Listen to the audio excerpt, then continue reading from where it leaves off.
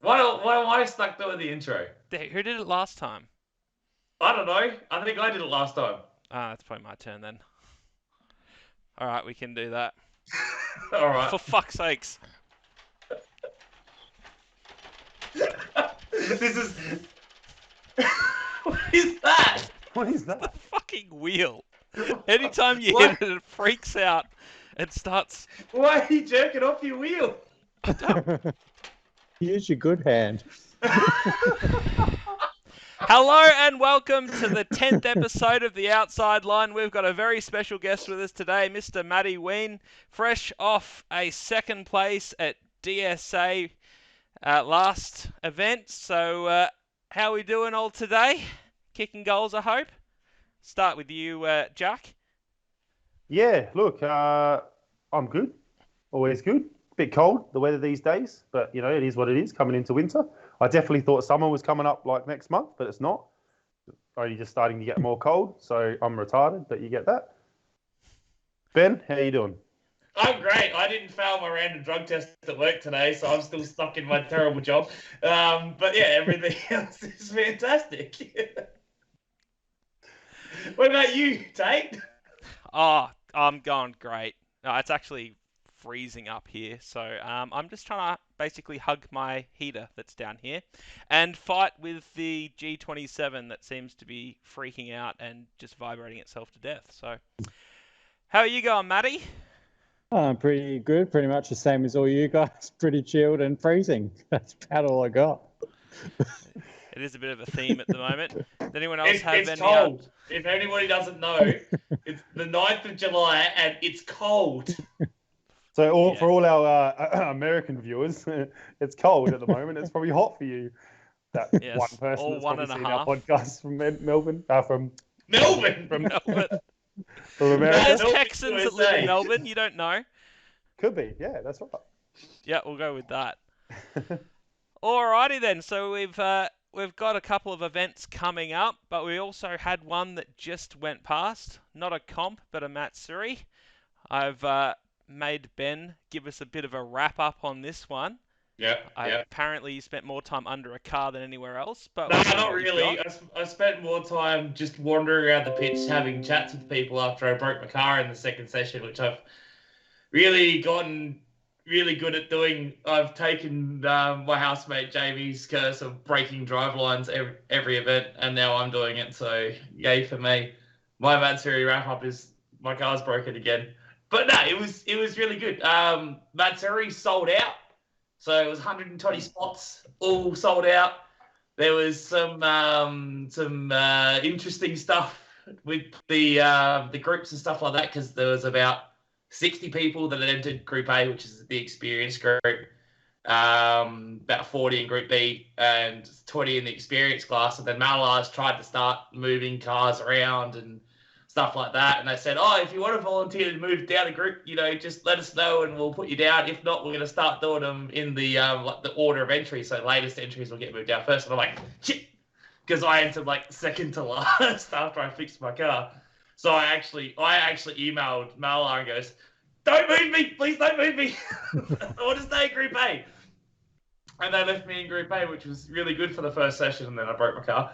But They yeah. knew they were just like one session, he's done anyway. Yeah, it was good. Like for a Matsuri, it was great going out and watching, and like literally, especially like Group A. I don't think I saw more than like 24 solo laps throughout the whole day. Like everyone was tandeming. They were only letting us do 3-car trains, which you know some of us wanted to do more, but yeah, they were like no more than 3. We're like 4, and they're like 3. And I'm like 4, but yeah, only 3.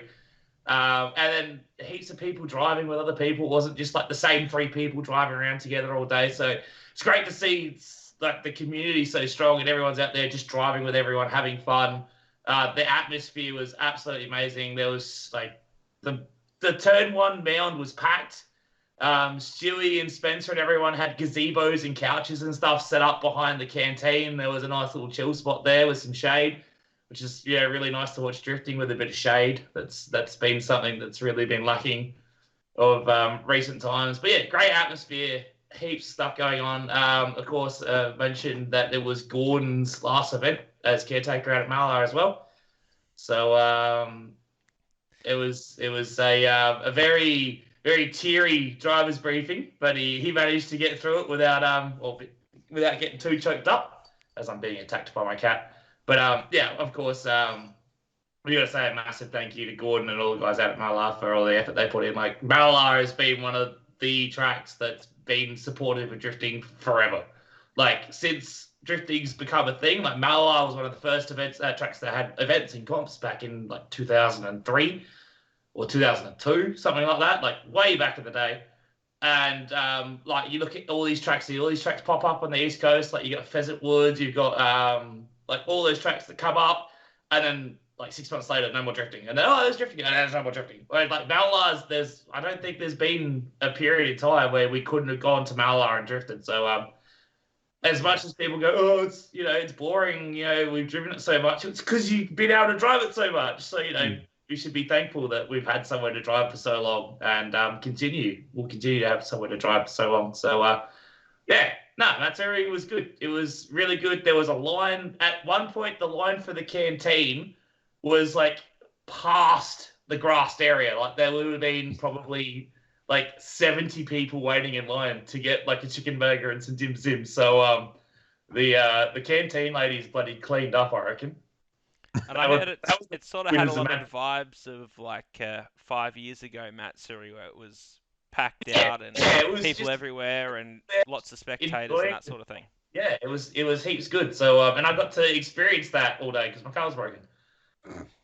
So yeah, that was Matsuri. This Ben's Matsuri wrap up. Excellent. Well, thanks for taking us through that. So we've got round 3 coming up in probably about a week and a half at this point. New layout that Stewie's come up with for us to deal with and learn in 3 practice sessions before going into a comp. No practice. It's like Victor spec. Like, just like you get morning practice and that's it. Like, so nut up and go. Sorry. Yeah, well, everyone that was complaining about being bored of Malar because they've done plenty of laps out there, if they can come out to this round, they're not going to have to worry about that. So I've taken a look. I'll chuck up maybe the layout or something on the screen if you happen to be watching us. But yeah, what do you guys reckon of the layout that they've put up for this round? I'll go. I'm the guy that talks a lot, so it's gonna be really, really interesting, and I feel sorry for the L2 guys because it looks like the L2 guys have definitely got the harder layout, the shorter end of the straw. Although it looks like they're going to be starting like through the quad kink now instead of before the quad kink, so that'll make it a lot better. Because initially we were all going, oh, if they're going to start by going left and then transitioning through the quad kink with less speed than you going down the hill, you're really going to struggle. And the guys, you're going to definitely see that power difference between the cars. But with a little bit of a later entry, it should be a little bit more manageable. But yeah, running off the wall, there's my hand there, off the wall and then like through the guts of the track and then into the tight section. The tight section's back. I'm so happy. Like, I'm demoed that I'm not driving because, like, that tight section is bloody awesome. I drove it once in the Seppi back in the Oktoberfest, which was like a year and a half, 2 years ago, something like that, a long time ago. But, yeah, it's going to be sick. Yeah, I'm interested to see how particularly the entry into the bowl goes and then the exit of the bowl, because I think that's going to be a bit of an extension from the exit of the bowl outwards until you get to the next left-hander. So it'll be interesting to see how that goes. And also, what was that, Matty? They've chucked the inner clip that coming out of the bowl there as well, which I think could catch quite a few people out because it is, as you said, it's quite a long extension. With that inner clip, I don't know how. Yeah, I think the people who drive technically will get it straight away, but I think there'll be a few that maybe struggle with that. I think the inner clips to try and draw cars to the right as they come through the thing, through the middle, so they don't end up like being on angle this way and then going, oh, there's a hairpin here, and I got to like do this. Whereas if you're drawing the car to the right, it'll make it flow much nicer into that hairpin into the tight section. I think the key's, looking at it, I reckon the key is probably going to be getting out of the wall wide and not getting too focused on being on the wall at the start, because we know that if you try and follow that wall perfectly, it's very hard to do because the wall's not actually proper circular. It's more of like an oval shape. So I reckon people might have a tendency to focus on the start of the wall and getting on the wall there, but really I think following the outside of the wall around the last part of that corner is going to put you nice and far out to then pull into that inner clip rather than sort of doing an awkward half-track dance on the way out. Yeah, it's definitely going to be interesting to see how this is going to test chase cars for sure. Seeing who can actually chase on a bumper rather than sitting on the door all the time, because it's definitely going to be about placement for the chase car for this one. And it's going to be an interesting one to watch from like the commentary box and the judges tower as well, because we're going to be on the opposite side of the track. So this is one of the first layouts where we haven't really had a real grandstand seat watching from the other side of the track. So if you do come out to spectate, I would highly suggest getting up on that bank and on the wall there on the far side of the track, because that's going to be the spot to watch from, I reckon.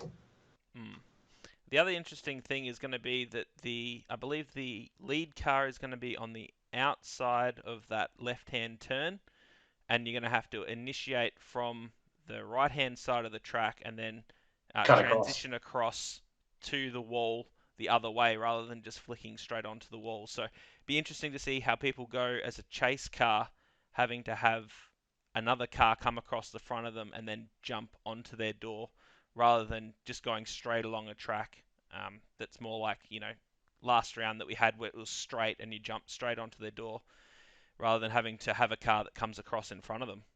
Yeah, you're just going to have to learn. It's going to be a matter of learning how to time that jump onto the door. And, so you don't have free reign of half the track where you can just come in shallow and shoot right up onto the inside. You've got to time that jump to switch and jump in right on the initiation. And the guys that are really good are going to get that really, really good and get it right.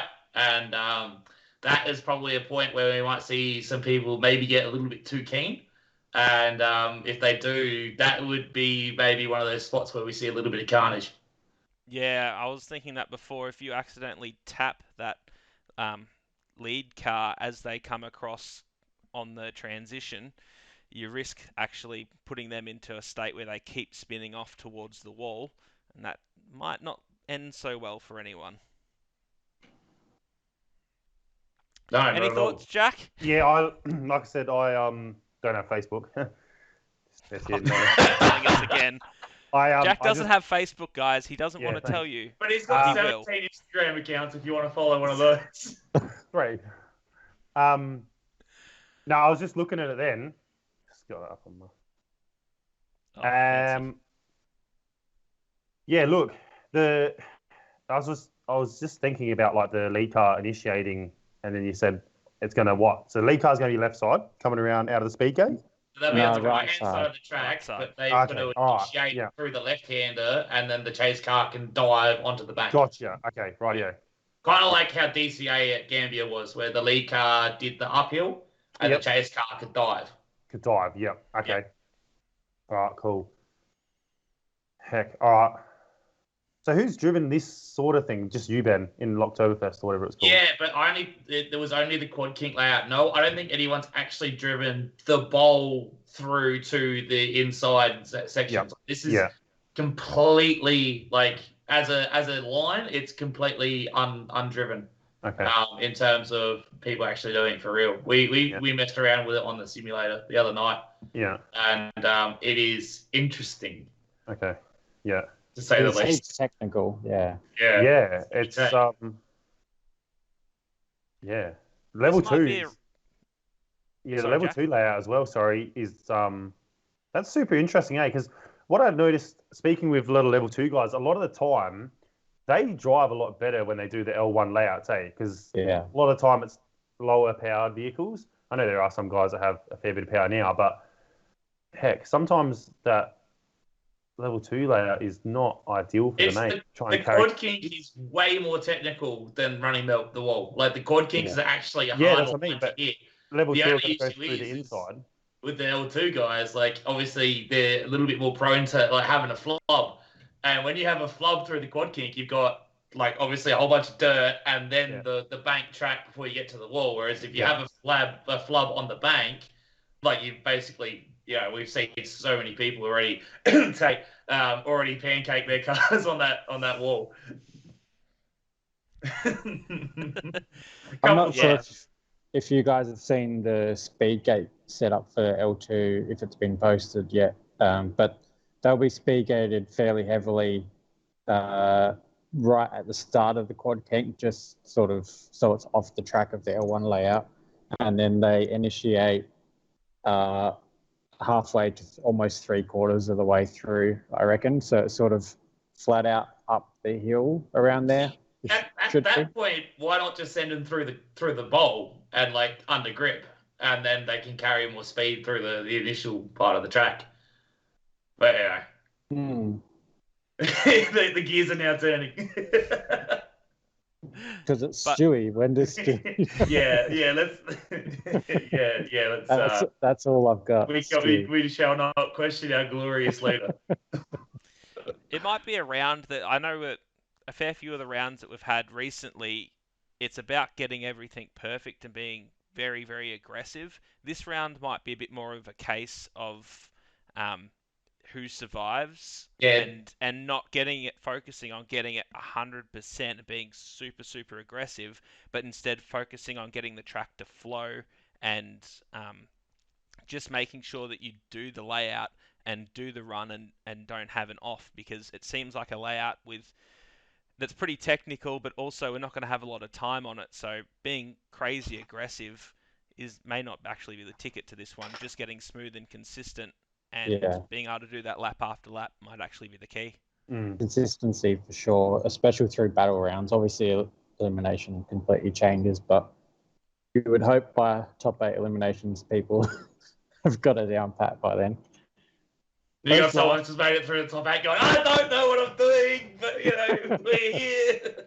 No, it is interesting, though. This is the first, like, even when we ran the high-speed backwards layout into the tight section, it was technical, but it was also, like, a big balls entry.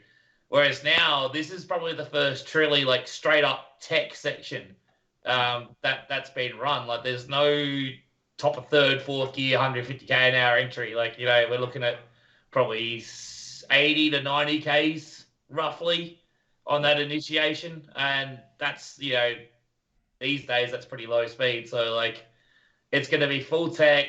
It's going to be about car placement, not throwing backies. And it's going to be really interesting to see who can adapt to this sort of thing. And I think this might be one of the times where we see maybe a bit of a shake-up when it comes to who we see in the top 8 and even on the podium. Well, we've also got a few names that we haven't seen in a little while. We've got Davey Clark, who I haven't... D1 Davey. D1 Davey. He's, I think I saw his name in the list there. Matty can probably correct me if I'm wrong there. But we haven't seen him for a long time. I don't think he's got a KSF. No, he's got a JZX110. JZX110, sorry, Mark II. My God. He was out. He did drive at Matsuri. I think that's the first time he's drifted in, 10 or more years, I think. Pretty much. No, it hasn't been that long. It's been a while. He stopped. Not 10 years. He stopped not long after I started, so that would be at least 7 years ago. Yeah, I'm thinking. Competition maybe 10 years is what he said. I can't remember. Yeah. I know it was Malar. He didn't driven Malar in 10 years, but he did like the last 3 or 4 years of like straight up like old Talums. Yeah. He was part of that crew with like Simon and Stewie and all that. The guys that just drove the old Talums flat chat. So do you have a wedding out there? Yeah, his wedding out there when he married Ricky. Yeah. So and then they started R&D Mechanical. So I think they're down Lonsdale way somewhere. They do car stuff. He's gone from the smallest Toyota that you can get that's 4 doors to the biggest. He drove it like a K72 at Matsuri. Like, he was hucking that thing around. Yeah. And I think I see that he entered L2. He did. Now, But I don't know if you watched last episode, Matthew, but Yes. we were discussing the L2 stuff about power caps and all that stuff, and I said a really good driver in a pretty average car is way more scary than a pretty average or a new driver in a well set up car. So I'm in an Aaron about that having Davey in L2, to be perfectly honest. I said the same thing, and Dewey again. The only reason I questioned it was because Spencer wasn't really allowed to do it in his MX-5. Yeah. And I don't remember the actual answer, but it made sense. It probably would have started with no. But you the thing is, dude. The thing about it is. Yeah, the thing about is this the episode where he throws Stewie under the bus? He doesn't watch it anyway. You what? He probably doesn't watch it anyway. No, he's there. He's turning red right now. He's about as red as I am. I guess nobody mentioned it to him. We'll find out if he watches or not. Yeah, if I get abused at round 3, we know he watches. If I score 0 every run, me and Matty. Well, he doesn't. He's not even a judge, though. I think the case with Davey was it was more like if he comes out and wipes the field, then he'll get bumped up pretty quickly. Yeah. But he's been out of it long enough that it's safe to probably put him in L2 because we do still have a lot of good L2 drivers. So, yeah. But I watched him shake that ring rust off at Malar pretty bloody quick. So yeah. And that it's not like it's an uncompetitive car. Like it's a stockish 1J. And he's got arms and all that fun stuff in it. So it's not an MX-5 or a bloody stock Commodore or a bloody BA XR6 Turbo with a bloody weldy and jobbies. Yeah, I think the L2 power conversation has been brought up a bit recently with some more powerful cars, and it sort of comes from those with less power seeing it as an advantage. But I think it's something we'll probably have to get a bit hotter on probably next year moving forward, just because it could potentially become an issue. But it still comes down to driver, obviously. Power's not always an advantage. But I think the gentleman's agreement is getting stretched a little bit with some of them, maybe. Yeah, the hard bit is people do like building cool cars. Yeah, I was about to say that. There's some guys that will drive once or twice in something and then just cash out and build something spastic. Well, there's some people that are like, I see this drifting thing, I've watched that, and cash out. Yeah. Build something spastic without even doing a lap.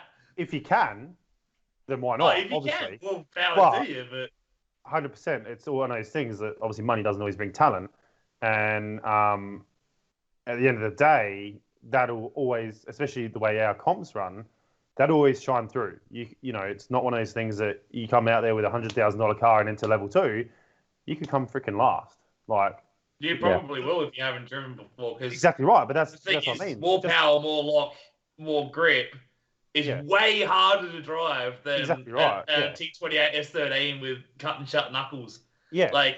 A more basic car is actually much easier to drive than a high-spec car. We saw that at bloody, what was it? Bloody High-Tech or whatever it was over at Winton, where, we saw people, that we know can drive really well. We saw Cam Martin and Alexander Kantrowski and stuff like that look like beginners, basically, with a really, not an awkward layout, but Stewie said, of a real tech layout.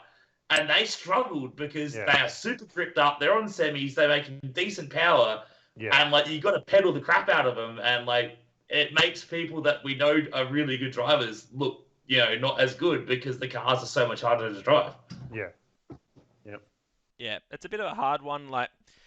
You could also do other things rather than having a power cap. You could maybe minimize the tires that they're on, so 215s, or you could make it RE92s all around. Doesn't matter what or make it second gear only layouts and stuff like that. There's other ways to go about it, but it's a bit hard. There's going to be guys out there that have built cars that are LS turbos, for example, that still want to come out and that great drivers, and how do you say to them, "Oh, sorry, you've got to"? No, but I think it's one of those things. Like I don't have a crazy good car or anything, but at the same time, old mate could come out with a LS Turbo S14 that's off its nut. But I'd still rather drive with someone who's Miller, for example, in an S13 with a T28. You have more fun. You get old mate that's got this crazy powerful car and he's just can't put a lap together, and you're trying to battle him in like a level 1 level.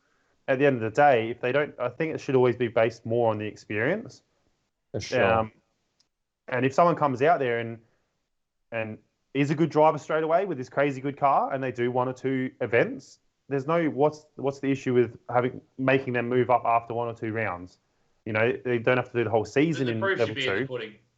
Well, that's right, yeah. So if someone comes out and walks the field in level 2 for 2 events straight, then it's going to be one of those things. Yeah, but Brody didn't. He didn't even walk the field, but like it's the same thing. Like Brody's car makes 300 kilowatts, yes, but like it's also a Commodore with stock Commodore IRS in the rear, and it was slammed. Yeah, and like one of the battles he won in the eliminations was against Alex Gilmore, because Alex didn't realize how bloody slow Brody's car was and went, "I'm going to get on his door. Oh no, I can't go anywhere now because he's in front of me." And then he ran off the track.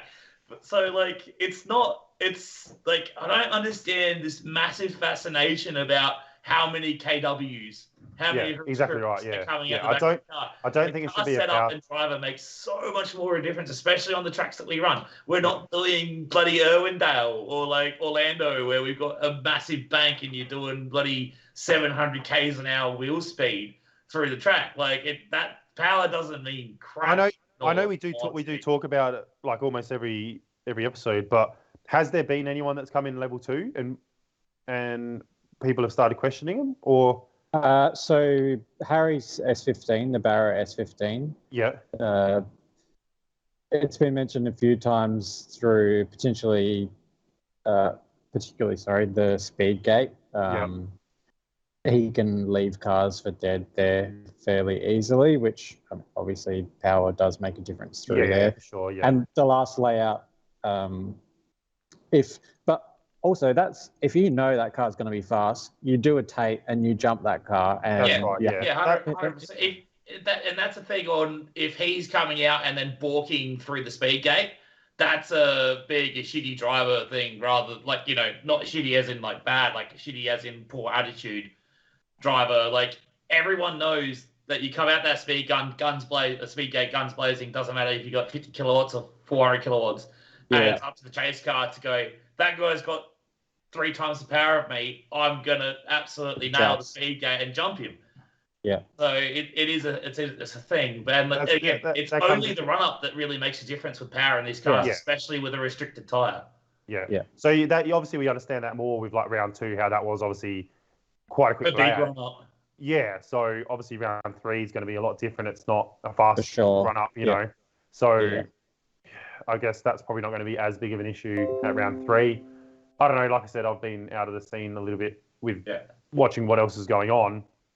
But yeah, I guess, I don't think the power thing should be a big deal. I think that just comes with experience. Even in level 2, the guys that are competing, you got to learn the guys that you're driving against. And it's always one of those things, like I'll always make an effort to talk to whoever I'm coming up against. Even though, like, obviously once you're in level 1, you sort of know everyone. But you always still make that, that effort to speak to someone, and they might be having misfire problems, or like my car, for example, was, my car is like really heavy, so I'm just trying to go as fast as I can out of the speed gate, but I didn't realize how fast or slow other people were going. So I'm like, oh, where are you sort of like putting your foot into it? And some people are like, oh, coming around the turn, and some people are like, oh, at the cones, I'm nailing it. And I'm like, okay, I don't really know what to do here, because level around 2 speed gate wasn't really a gate. Like it was. No, it's kind of like weird. A curve. Yeah, it was just more like you just follow the track. Like I've followed Monkey out there. I think it was supposed to restrict the lead car to like basically a single lane on the outside. Yeah. But I think the cones kind of just maybe got tapped and walked out a little bit. And by the end of it, some of those guys were pretty much full noise through the whole thing. So yeah, I was in third gear I pulled third just as I exited the gate. Yeah, okay, yeah. I was about the same then, but my third gear is really fucking long, so I don't know. But yeah, the power thing, yeah, I don't know. I think that's not really the big thing. I think if the power's, like I said, showing through for maybe 2 rounds or something in a row, maybe then. Well, Harry won the first round and It was a podium in second. Yeah. Top might not four? be. It was I don't think he definitely made top the final. 4. Did he make the final? No, because it was Patrick. No, it wasn't. It was the 31 and the Ute. Yeah, it was Patrick and Payton in the final. So yeah, so like it's not like he's come out dominate, and he's had that car he did last year in it as well. Yeah. And he was mid pack to upper end of the mid pack kind of thing. Like it's not like he's come out.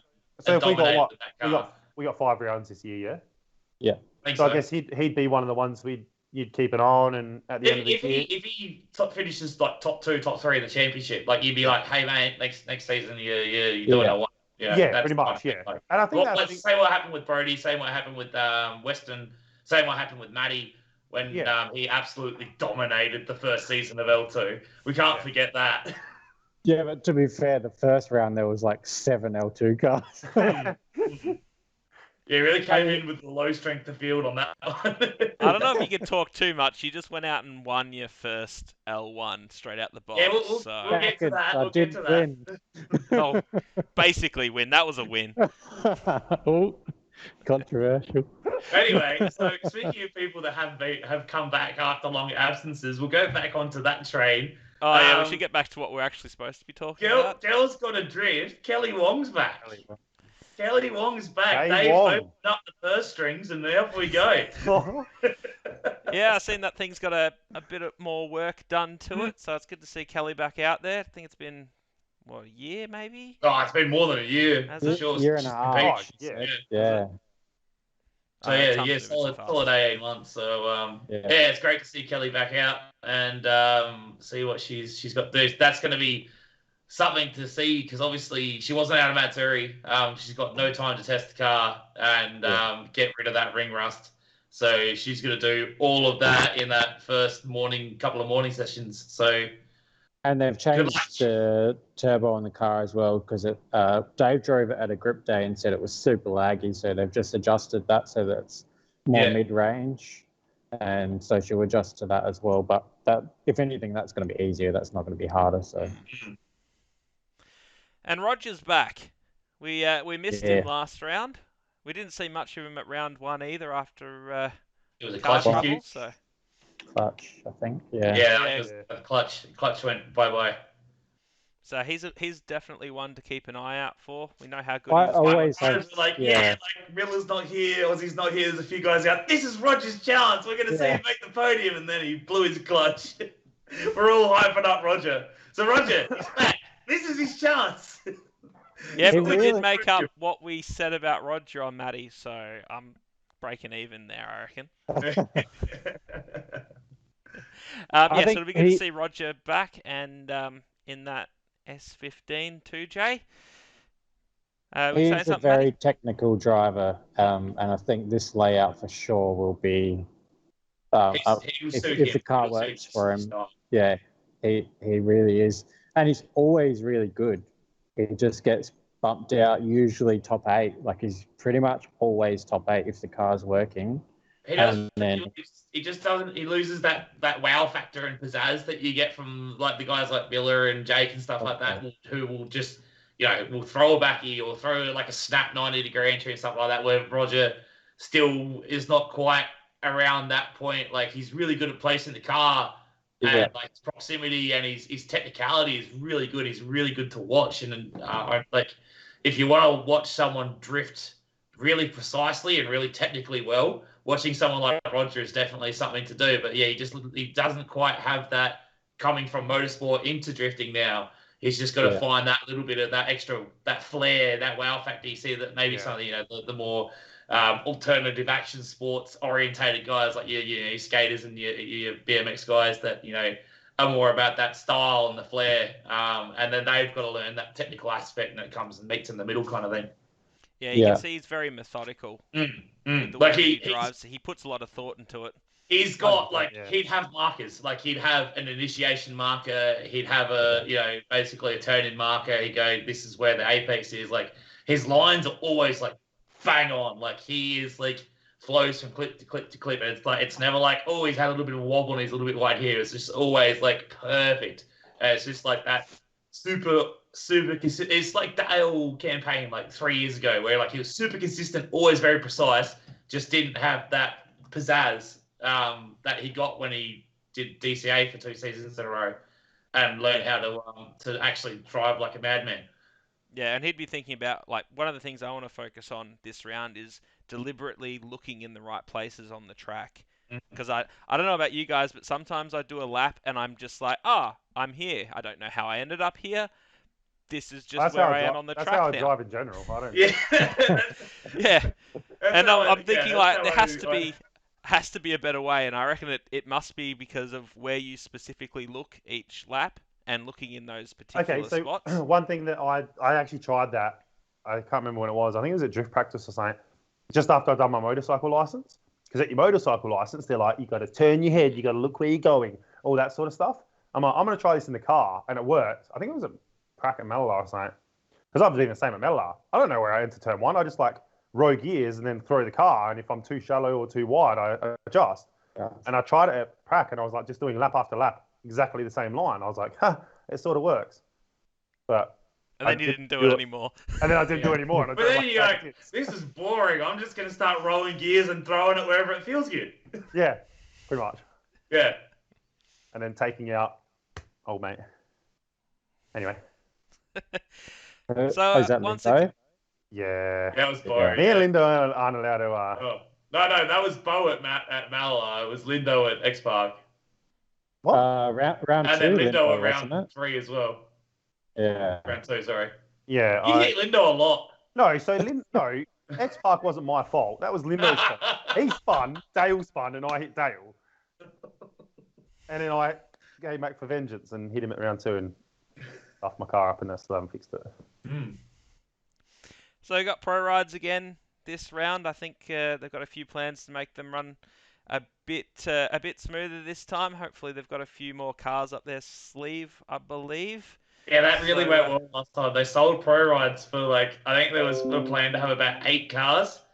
And then Sunday morning rolls around, it was my tail shaft. My tail shaft's blown. Landon had no power steering. Dean's car was misfiring. It wouldn't run. I can't remember what else happened. We ended up having to get Hollins and Tim to come back over from the skid pan because they were doing some stuff over there, some demos for the JDM speed event. We had to get them over. Oh, Cliff's car. Cliff with the rotary had the most reliable car all day and did the most laps. Yeah. What kind of world are we living in where the rotary is the reliable car? So yeah, those guys will be back out there. So anyone that wants a lap in the car, probably get in quick because I think Matt's about to say that few of those sold out. I haven't actually seen the tickets, but I know they do sell really, really quickly. Yeah. They've got 6 cars. You've got Tim Greaves, Jay Durker in his RX-7. Oh, yeah. That'd be a good ride. Simon, Dean, Dan Pryor, and Spenny, if his car should be working by then. I think it's working. If he fixes his coilover. His coilovers, yeah. I think he borrowed Bob's for next weekend. So yeah.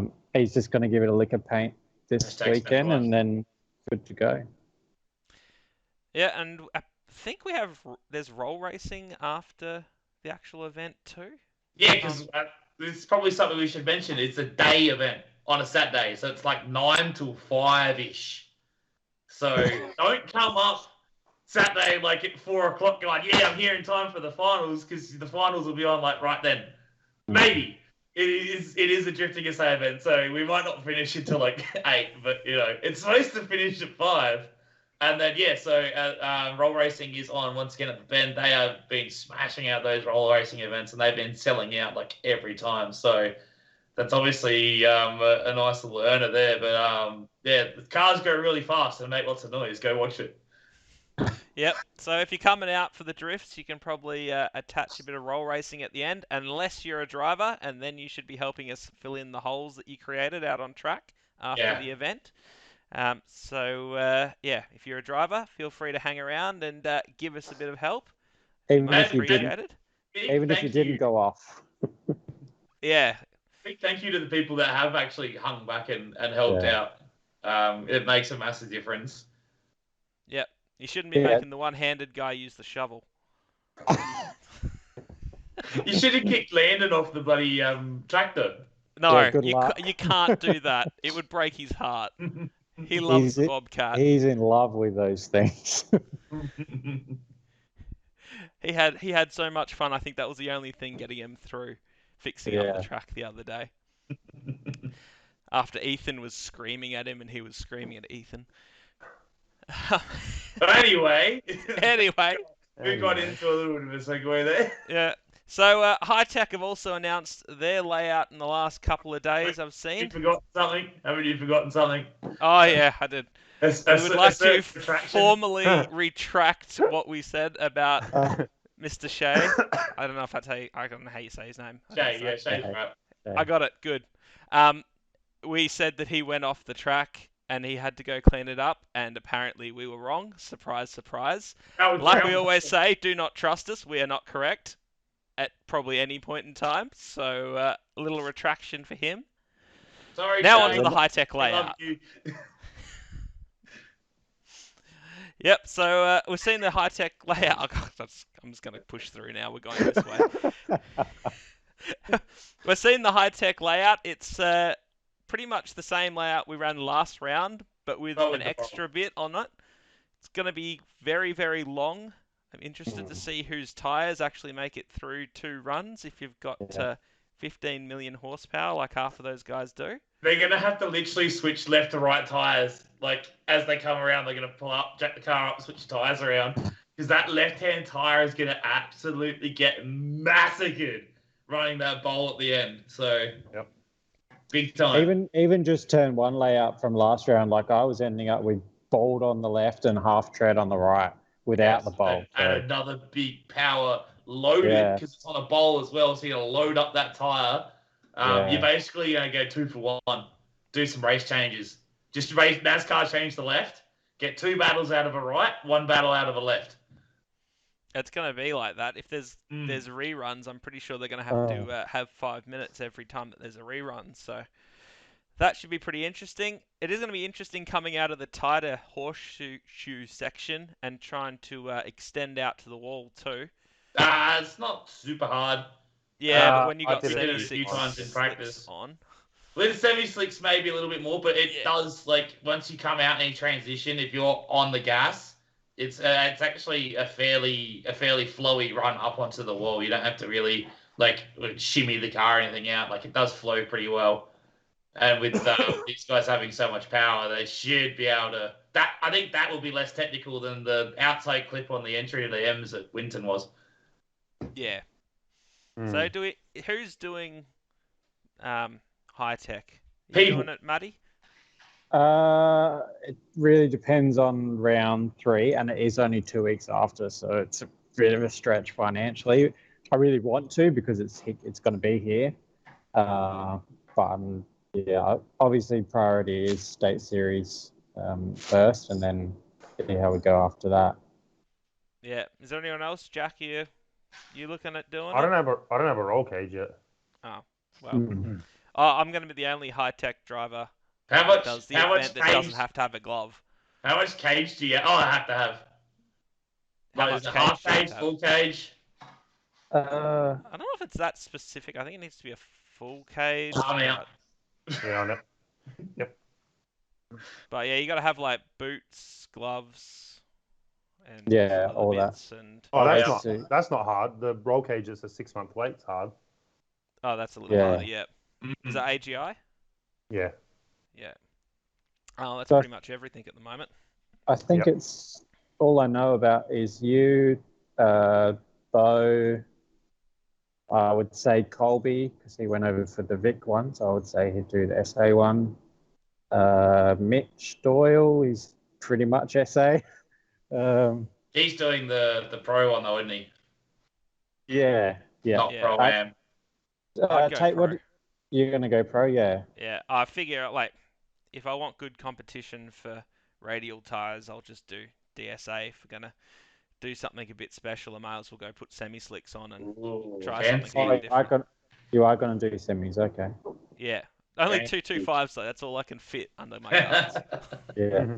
Have you driven with semis before? Nope. No. Nah. I'm just hoping the LS pulls me through. Yeah. If not, I'll just go to 70. I like how you're like, oh yeah, I've like spent all this time struggling with the CA doing radials, and now I'm gonna like build this nice LS. It's gonna be much easier to drive. I'm gonna put semis on it now, make it hard to drive again. Well, that's what I figured. I figured like, I did all right with the CA that massively underpowered and undergripped, so just go do the same thing, just a bit faster. Well, I haven't done semis before, but they don't last anywhere near as long, do they? No, but I figured out today they're not actually that much more expensive. So yeah, no, I used to run good ride semis with what I used to do, Ben? ADGP. I used to run those good ride semis. Bloody fossil. I used to actually not get that. I used to use them at prac and stuff just because for what we're paying for them, they were killer. It's interesting. So I've seen like Tommy Monkhouse out at X Park on a set of 265 semis literally last an entire day. Yeah. Just because you have so much, like it won't work so much on a track where you full blaze, but like on a tech track, because you have so much surface area, the tire never gets hot.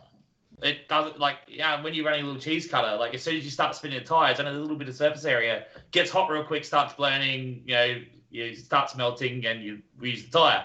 But when you have all this surface area that doesn't get hot, it lasts forever and ever and ever. So it's only really when you're like, bah! And going is where semis really start to fall apart. But if you can manage the heat on them, you'll get a lot of life out of them. So what you're saying, 225 semis is the worst of both worlds? Basically. Excellent. Looking forward to it. Is it worth going to like a 2.4 or 2.55 radial and... Probably not. You probably get warped. Yeah.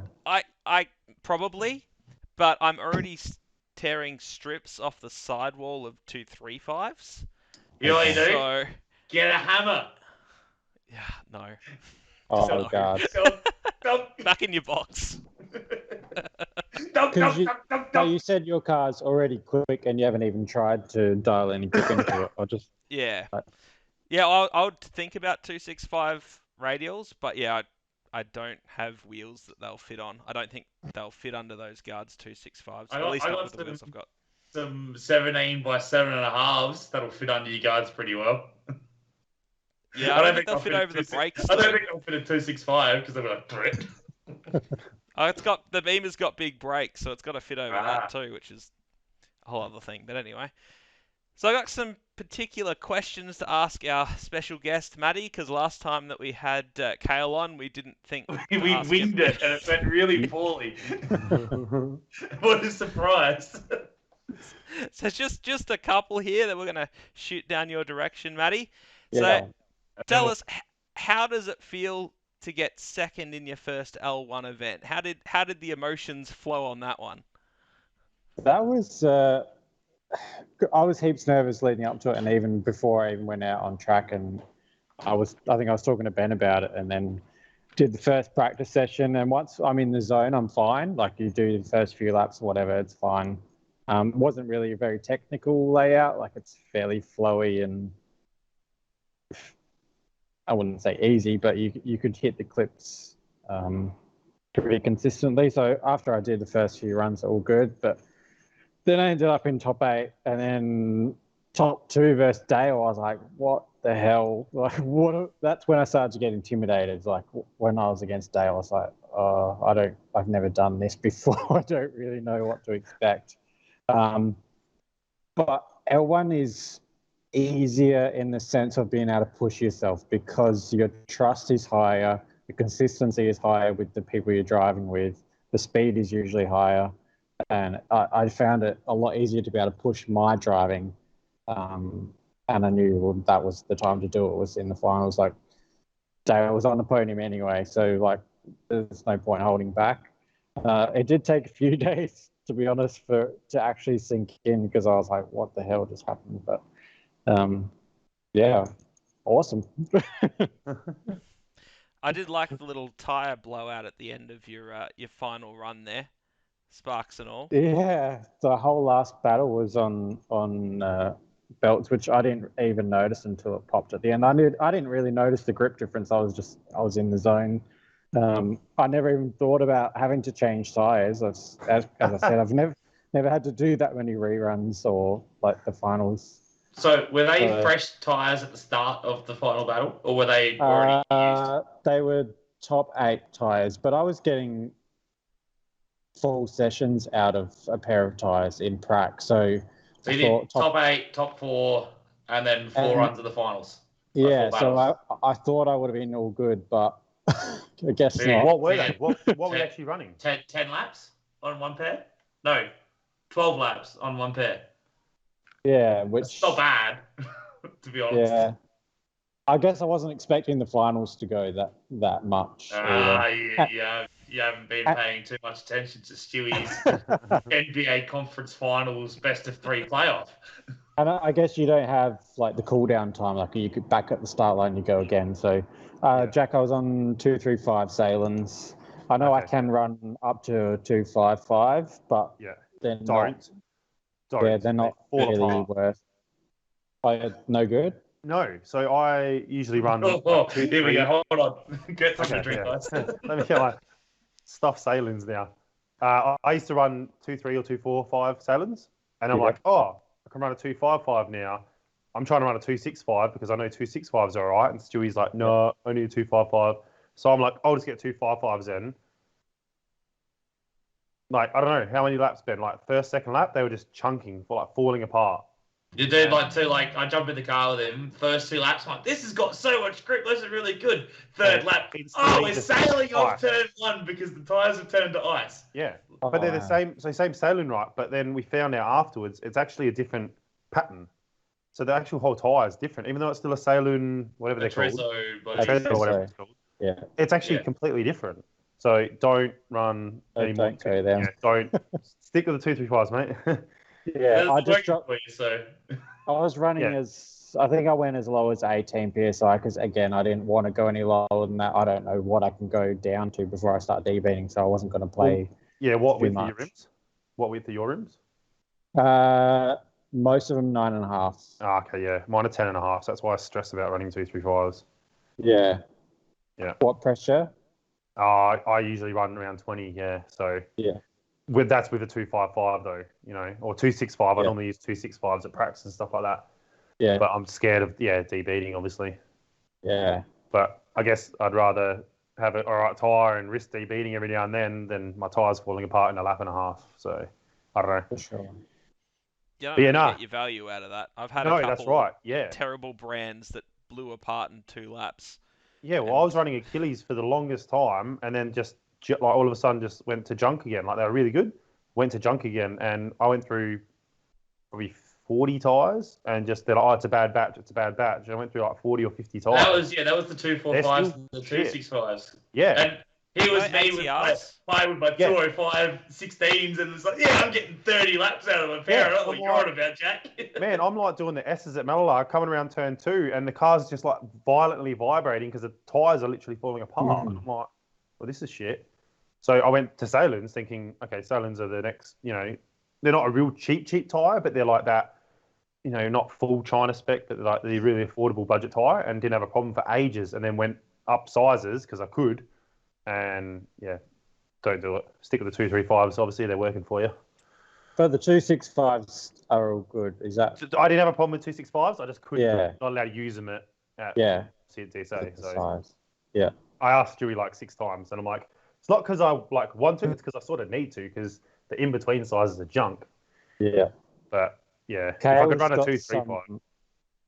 Kale's got some Diamond Star, I think they are 255s on special at the moment. So I just grabbed a couple of those, and I'll try them. I'll stick with the 235 and then try these in best of the rest or something just to see what they actually do if it's not raining. Yeah. That'll be another issue, I think, or for myself going. I'll be nice and warm in my little commentary box. No rain for me. I'm more scared about the bowl initiating in Scando into the bowl in the rain in the 1600 kilo car. I don't know. Oh, is that all yours weighs? That's cute. 1666 it was on the scales. Oh heck! Yeah, I need to. You guys scale your car. My car weighs yes. Yeah. Depends how much bog is in the rear I quarters. think my curb weight's like 1800. Yeah. The Ute was like 1900. But you've cut a fair bit out of yours, haven't you? In the back, yeah. But I'm kind of regretting that now because it's 60/40, and I'm now adding stuff back in to try and get it a little bit more. Yep. Because the barrow's obviously not light, and there's nothing taken out of the front, so I'm just putting the fuel cell further back and the water sprayer tank and stuff, just trying to get it a little bit more. Do you notice it though? Like obviously you looked pretty comfortable and obviously pretty consistent in it. Do you notice that front end being heavier, like compared to the Skyline and stuff like that? Not really. I was struggling at Mallard to unsettle it because it is so big. But then I dropped tyre size. It had 265s on the front when I got it. I should have changed them straight away. But yeah, I run 235s now and 20 mil total toe out, and that was awesome at Tailem. So yeah. It sounds excessive on like an S chassis or something, but 20 mil on a big car like that just seems to work. So yeah, I think I run on mine on the 180. Yeah, 22 or something. Yeah, I think I need to put more toe out in the front of my VE because I just put like a little bit in it, thinking I don't even know what it was. I think it was only like total 10 mil or something, but maybe that's what I need to do. Because Ben said my car feels like it has like a decent amount of lock. It just doesn't feel like it wants to stay there. Get to it, yeah. Yeah. Well, I'm running in Smoky at the moment. I'm running dead straight, but that's one of the changes I'm going to do for next round. Is I'm going to put 20 mil because I prefer that with the 180, and it sort of just felt like the car didn't. It didn't feel like it had enough forgiveness in the lock. You always feel like you're on the ragged edge of like just saving it in time. Are you running low Ackerman in your knuckles or? Because generally you run a lot of toe to compensate low Ackerman. Because when you have low Ackerman and no toe, your wheels let me just call Stewie and ask. I run the one that Chelsea Denova said he liked. Stewie to pop up over my head. No, I ran like a third setting, which Chelsea said was the closest to stock BMW Ackerman. So I'm still running that, but yeah, and I think the toe out actually helps a fair bit. So yeah, I find with mine because I got Showtime knuckles, which are very mild in that respect. So I'm only running 8 mil total, so it's 4 mil aside, and that feels pretty good for what it is. But I also run 10 degrees of caster, so. Do you run out of lock? Yeah, all the time, but it's because it's a shitty Commodore. And Jack, yours is just stock, isn't it? What's that? Your knuckles? Yeah, mine's all. I've got like little rack spaces that I got machined up, which did make a little bit of difference. But yeah, apart from that, I've still got whatever the freaking factory caster, and that is. I don't have any caster adjustment or anything. I've got Shockworks coilovers and a bit of a wheel alignment that's probably stuffed now because I've hit everyone. So I'll get back on track with these questions, I guess. Was there a reason, Matty, that you initially bought the Ute over something more conventional? Going from a 33 to a Falcon Ute is a sort of a bit of a more unconventional step. So what was the thought processes behind that one? So I was after I got rid of the 33, I did have a S13 shell that was meant to be a Barra anyway, because I always wanted to do Barra. And then that, the more I added to the parts list, the more I was like, this is going to take a lot of time and money.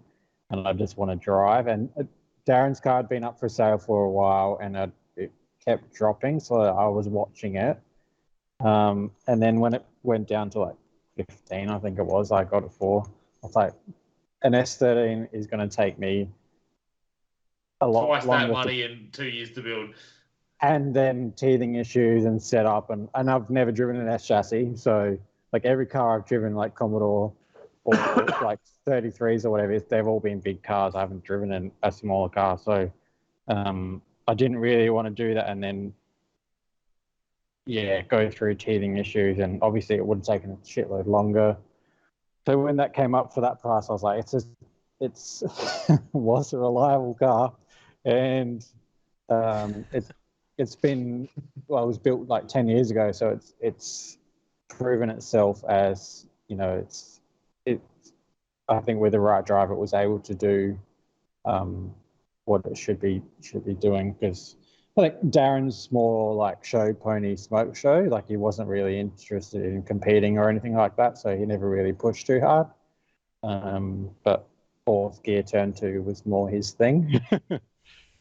So yeah, I think it was more because it had a Barra, and then it was just cheaper, quicker, and easier to go for that, rather than go through the hell of building an chassis. Yeah, it takes a long time to do those builds, and if you haven't got another car, it means you're out of drift for a long time. So which I really didn't want to do.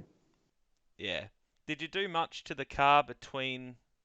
Obviously, you had some teething issues with I think the engine or something, wasn't it? But did you do much between buying the car setup wise and going out to round 2? Apart from fixing things, no, not really. I had a lot of gearbox and clutch issues and flywheel bolts and stuff like that, which apparently all very common Barra problem, which I now know. So yeah, I honestly didn't get to drive it trouble-free until I reckon close to a year after getting it. And then round 2, it was mostly trouble-free until the finals. I didn't really make any changes setup-wise, like apart from a bit more toe out and changing tyre sizes. I put the rear shocks to right down to soft because they were at the hardest setting. So I thought, even though it's leaf spring, I was like, well, maybe soft will get me some more grip somehow. Makes sense. Yeah, still trying to work out how to get a bit more out of it, because I'm driving around trying to dive onto people at the moment, like just using the size of the car and the torque that it's got, but grip-wise, like Alex K in particular, his car was super quick through corners, and there was no way I could stay on him. So yeah, I couldn't stay on him either when I was battling him. You're always going to find that with live axle as well. You're going to struggle, especially on angle with speed. Yeah. Like my VS is the same thing on 30, 35 degrees angle, like about less aggressive angle. It's quick, like it's super quick, but as soon as you go to lock and pong the angle on, it just goes and stops and just starts blazing the tires and doesn't go anywhere. And it's just the thing, like with live axle cars, because you don't have the camber, it don't get any side bite out of those tires. So it's just one of those things, like they're really hard to drive with a lot of angle. So it's one of those things you got to just kind of deal with and drop. If you want to keep up with people, you just drop the angle basically and do a little bit of camera car work behind them. Yeah. Well, I definitely don't. Like, I've seen there's 2 utes that I know of now that have done like a S or a Z chassis.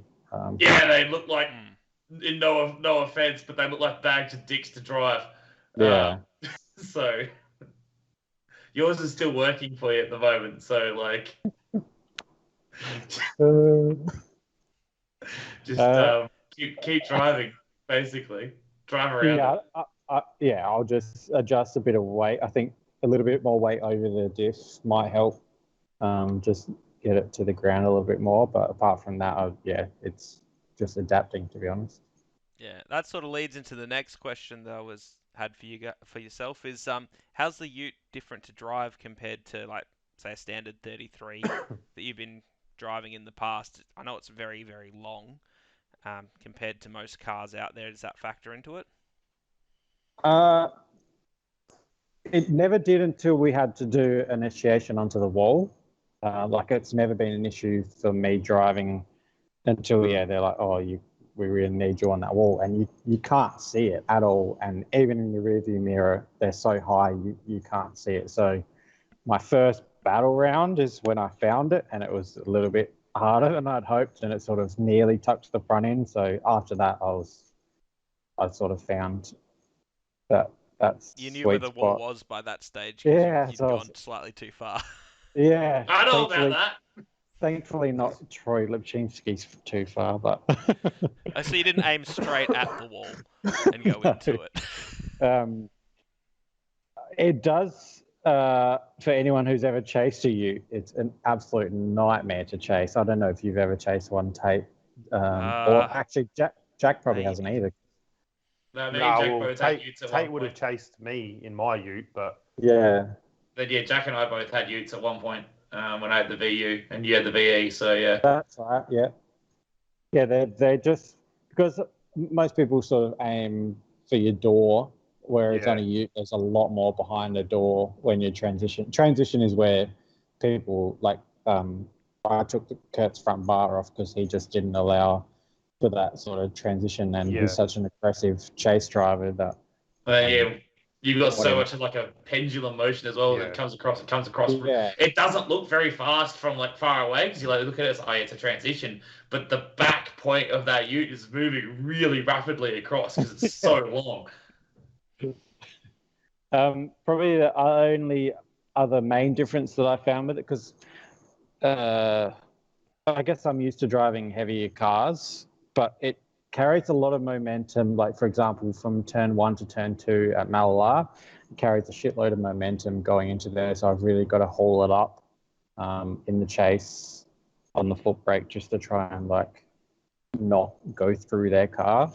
But again, I adapting to that sort of stuff because it's something I haven't had to do before, and drive a different style as well because the car's completely different. So that's like when you go through turn 1 to turn 2, when you're off power, it just doesn't slow down. It keeps cruising at pretty much the same speed sort of thing. Yeah, like it doesn't haul up when you're on angle at all. It just sort of, I don't know if that's because it's solid rear or just because it's so heavy. Yeah, just but yeah, again, I like that. And sometimes I tap the foot brake to sort of slow it down a bit, and it sort of puts me on a bit too much angle. So it's just like, again, finding what does and doesn't work for that car. And there was something else I was going to say about it. I can't remember. Do any of you boys got any questions for Matty? I've got my 3 that we've chatted through now. Yeah, we kind of tangented into some of the stuff I was going to ask as well. But one thing I'm interested in is obviously you did L2 for that year, and then got rid of the 33, bought the ute, had issues, and you spent a lot of time behind the scenes with DSA helping out. And this is the first event you've done where you actually haven't been working per se at the event, like, you know, doing stuff behind the scenes. You've been obviously still very heavily involved outside the events. But how did you find that transition going from spending the weekend running around the pits like a headless chook to sitting around your car like a headless chook, trying to make everything work? Yeah, it was tricky this time because when I was in L2, I was involved in drifting SA, but not a lot, and I didn't really have a role, whereas this time in the lead up and stuff like that, I've had a lot more to worry about as far as some organisation stuff goes. So I couldn't really switch that off on the day, even though I didn't have a role to do on the day. It was still sort of in the back of my mind that I'm meant to be doing something. But as soon as I started driving, that kind of went away. Like I helped out with Scroot in the morning just to get that done, and then I sort of switched all that off because once I'm driving, I'm in the zone. So, yeah, it's good to I think my role with DSA is mostly lead up stuff anyway. Like on the day, it's group or like pit run or something like that anyway. So it was never like anything too stressful. But yeah, it's good to be able to drive and still do like the sponsorship stuff and driver coordinating and stuff like that, which I can still do pre-event anyway. So I think it's good. I've got a good mix of balancing the two. Cool. Cool. Any questions, Jack? No, look, yeah, like Ben said, we sort of tangented off to anything that I wanted to ask anyway, and obviously no regrets about the Ute so far. You know, as in now that you've got it to somewhat reliable, and are you enjoying driving it? Like you obviously like the challenges. Yeah, I love the fact that it's not a conventional drift car like that. Just because I feel like I don't want to ever be comfortable. Yeah. I find that boring, and I feel like you should never feel like you've made it or you're at the top. Like I feel like you should always be pushing towards like further. Something more, yeah. Yeah. So and that going back to the second place thing, like mentally I was like, shit, I've set my bar too high. I need like, where do I go from that? Apart from like obviously trying to match that or like another top 8 or whatever. Like have I set my bar too high? Like I can't build up too much more from that apart from sort of consistency. So yeah, I struggle with that one a little bit, but I mean we can only see what happens at the next event, and who knows. No, that's right. Yeah, I think it's always it's always going to be a thing about consistency as well as obviously being, especially in drifting SA events, it's you got to be a ballsy driver for sure. But at the end of the day, you still got to be consistent. Like that's one of the main reasons Dale's always, essentially on the podium because he's the most consistent driver. Probably, I'd say going around in Australia at the moment, he's the most consistent driver. But he's like Ben said, Dale was a boring driver a couple of years ago. Like, don't get me wrong, and everyone told him that. And it wasn't until I think essentially DCA brought out a little bit more of the aggression in him, and he's sort of learnt to put on a bit more of a show and probably maybe not focus so much on trying to win all the time. And it's naturally just come that he can drive aggressively and still consistently. Obviously, he's one of those guys that has a good team behind him as well. Like Dale's dad, and that's obviously always there. The car's always, Mickey Mouse. You got Matty and stuff as well. You got Matty, so that does make it a shitload easier when you got a crew behind you as well. And reliability, like that car. Yes, exactly right.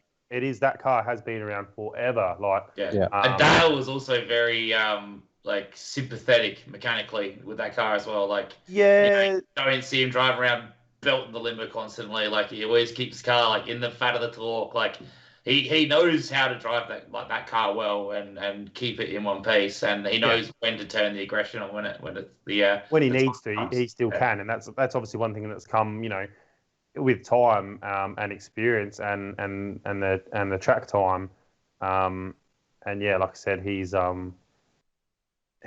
definitely like having your top 2 battle against him would have been freaking awesome. Like I've driven with Dale a couple of times, and he's one of those drivers that he doesn't play games, so for a fact that you battling him to reruns and everything, you were driving freaking excellent. So hats off to you, and I'm proud of you. And it's like, thanks, mate. Yeah, it's your sort of what you've brought to Drifting SA has everyone sees it. That like everyone loves it, and it's great to see you come back out there and drive and do well. And just keep doing that and keep being you. I think Thanks, mate.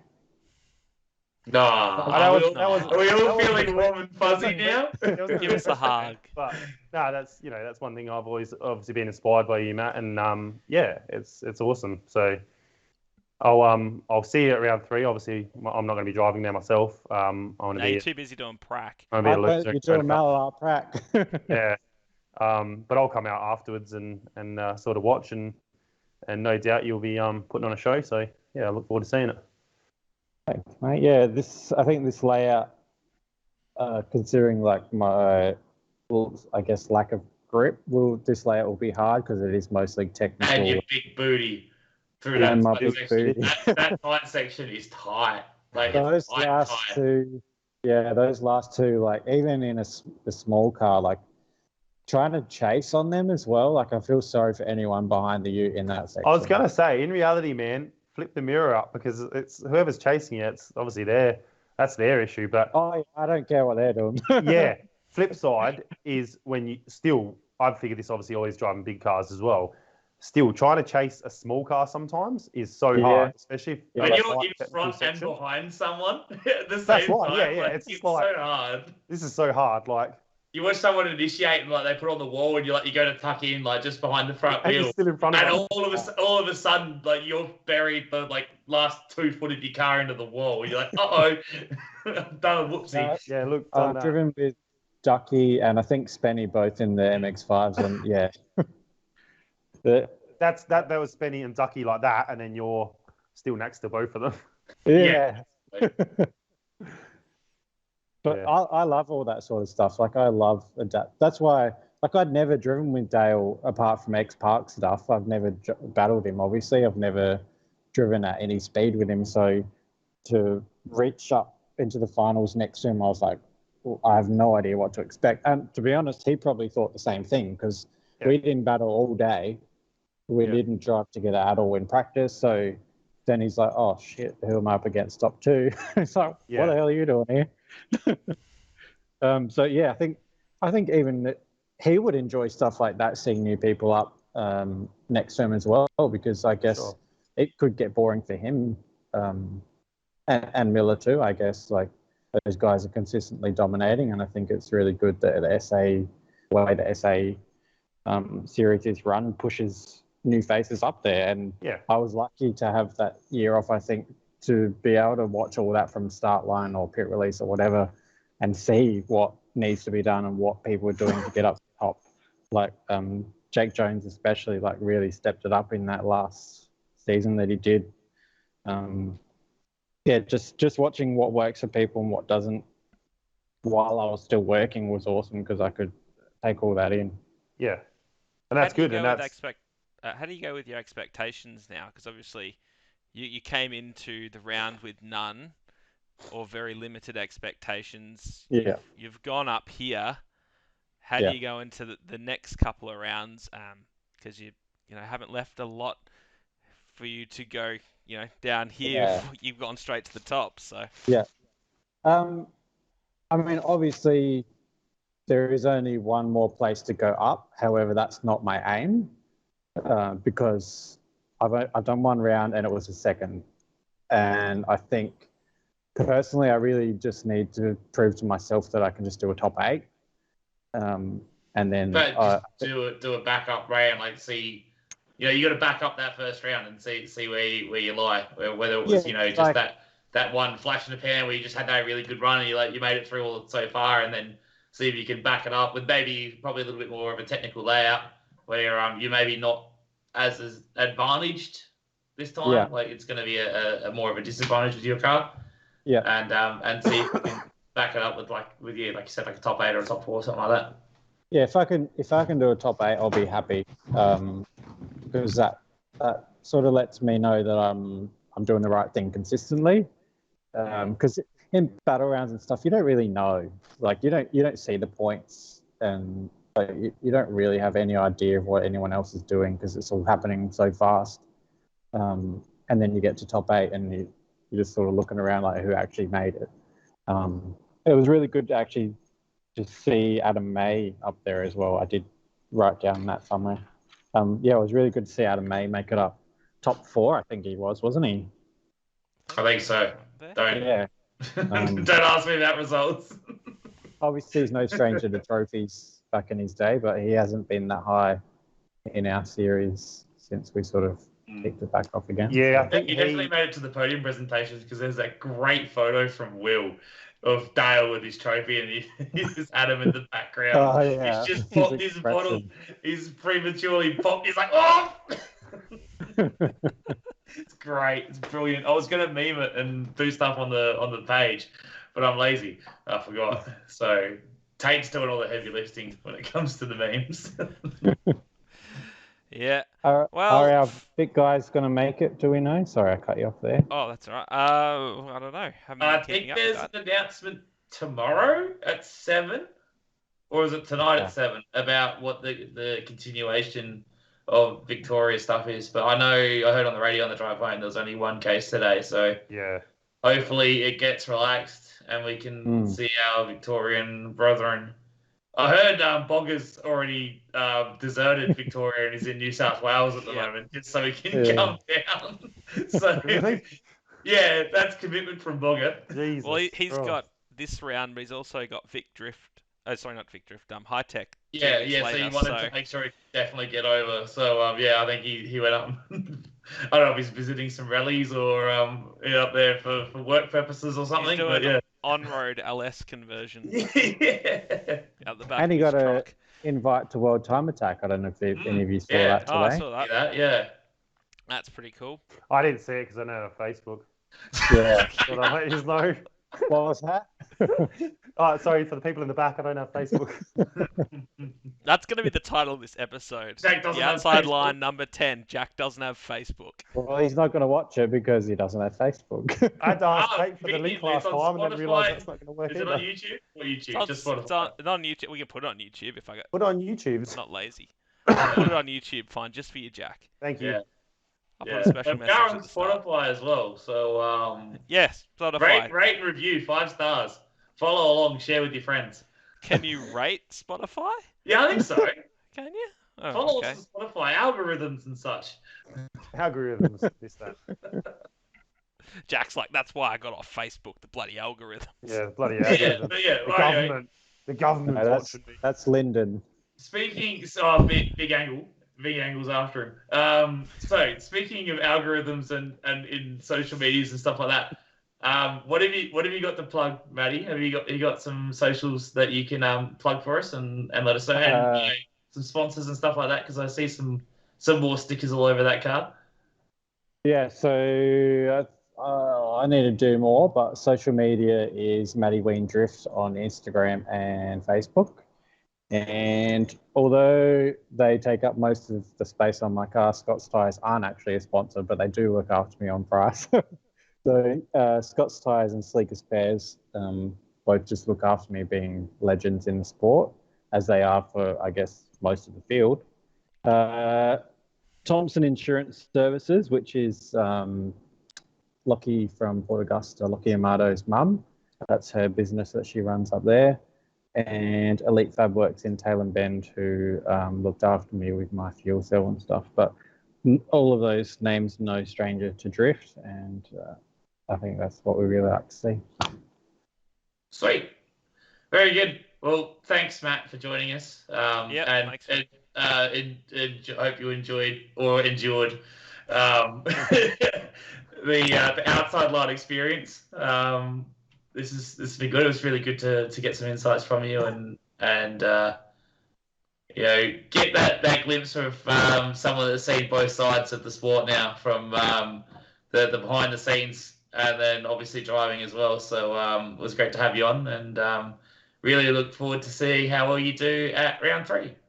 Thanks, guys. Thanks for having me. And I do enjoy what you guys are doing. I think it's really good to have, especially, I don't know if it's because I'm local and I know exactly who and what you're talking about when I watch this stuff back. But I think, it's good to have this stuff both. What do you do between the events, or do you do it before and after? There is no rhyme or reason to what happened. Whenever I message people and think of it. We have a group chat and takes podcast, and then it takes us a week to figure out what day we're all free. Hey, we take messages Monday.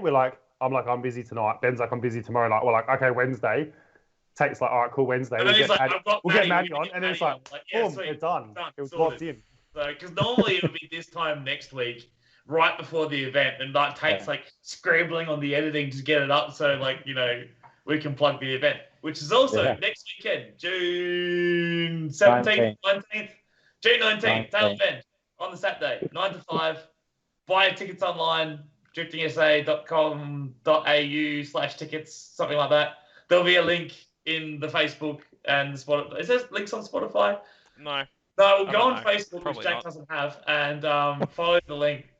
Follow Drifting SA on Facebook to keep up to date with the events and the comings and goings. There is a live stream if you can't make it, if you're over in interstate, or you just don't want to go for a drive, Or you're lazy. or you're lazy. Basically, yeah. But unfortunately, if you do that, you have to listen to a lot of me.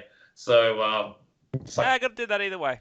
yeah, if you're there, if you're on the other side, maybe not, but I don't know. But anyway, June 19th, round 3, come watch. It's during the day, so don't dilly-daddle around. Come up at like lunchtime, watch the battles, enjoy yourself, watch some roll racing, and then, I don't know, go to And on clean the the run track. and get some Hungry Jacks, wait 6 hours. Oh, they close at 9 now. Did you not notice? Yeah, same as Walk in a Box, the bastards. I really wanted that last round. I got there at 9:30 and they were closed. I had to have a hot dog from Moe's. It was not great. Not gonna lie. Not the same. What about Faster Pasta, mate? That's there a a faster Faster pasta in Taylor Bend?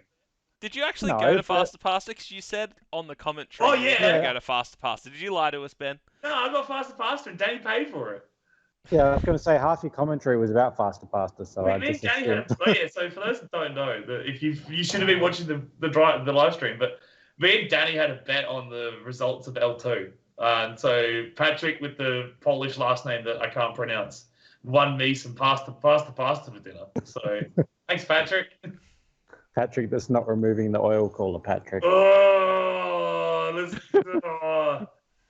I've seen too many cars with crashes in the front end with just oil coolers on the corner and behind a bumper that's gone, let alone, and I've seen people take bumpers off on transition. So, like, I don't know. If I was a scrutineer, which sometimes I am, I would be questioning whether that's a legal modification and whether that car would pass screeneering. So the hot not tip that. for Patrick, It's not if that he big. sees Ben, go to Don't- someone else. Don't get me to scrutiny your car. I'll probably still pass it, but I'll give you a stern talking to. All right, Not fellas. ideal. Thanks for this. We'll see you in another couple of weeks, probably somewhere in between High Tech and this round. Yeah, look, something like we'll do a post show. Post show, pre-show for High Tech. I pre-show. don't know, something like that. Yep. Yeah. All right. Hey, right. Okay. Hey, guys. All right.